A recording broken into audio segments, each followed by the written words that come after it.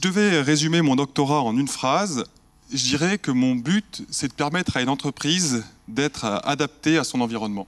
Là, on me donne carrément 3 minutes, alors je vais en profiter pour expliquer ce que je veux dire par adapter l'entreprise à son environnement. Pour ça, je vais faire un parallèle avec le processus d'adaptation d'une personne à son environnement. Sur cette diapositive, vous voyez en haut une personne simple, encore non consciente de ce qui se passe autour d'elle. On va faire le parallèle avec une entreprise, disons comme on est sur Grenoble, qui vend du matériel d'équipement de montagne. La première phase, c'est la phase d'acquisition. Pour cette personne, ça se passe naturellement. Elle a ses sens qui lui permettent d'accumuler de l'information.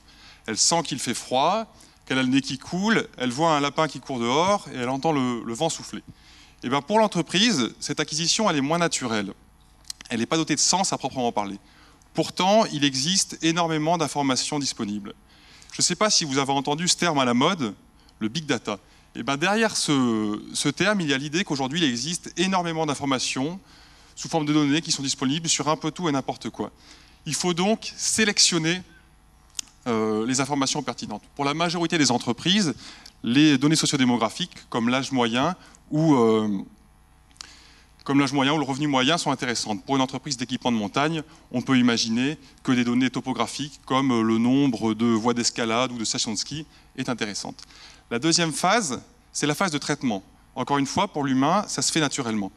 Ce qui va se passer, c'est que la personne va élaborer des raisonnements tout seul. Tiens, si j'ai le nez qui coule, est-ce que c'est parce que j'ai attrapé froid ou parce que je suis allergique au lapin que j'ai vu tout à l'heure? Et bien aujourd'hui, il existe des outils informatiques qui permettent d'extraire des raisonnements d'un ensemble de données. On peut imaginer créer un algorithme qui fait qu'on arrive à savoir qu'est-ce qui a réellement un effet sur les résultats de l'entreprise. Est-ce que c'est l'âge moyen, les revenus moyens, ou plutôt la présence de stations de ski, ou même un subtil mélange de ces trois choses. On arrive à la troisième phase, qui est celle de la compréhension, de la mise en place d'actions et de prise de décision. Là, chez l'homme, il prend la décision lui-même. Tiens, si j'ai pas envie de tomber malade, je sors pas dehors parce qu'il fait froid, ou alors si vraiment je veux chasser le lapin, eh ben, je mets un gros pull. Et ben, pour l'entreprise, c'est le moment où les ordinateurs ils rendent la main aux managers, aux dirigeants. Il faut donc qu'ils puissent comprendre ces raisonnements qui ont été extraits de l'ensemble de données. Et pour ça, il faut leur fournir des outils qui sont adaptés au type de décision qu'ils ont à prendre. Donc des cartes, des graphiques ou tout autre type d'interface qui permettent une prise adaptée de décision.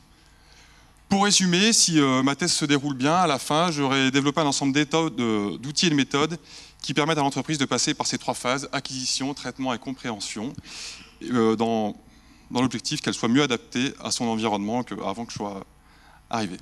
Merci.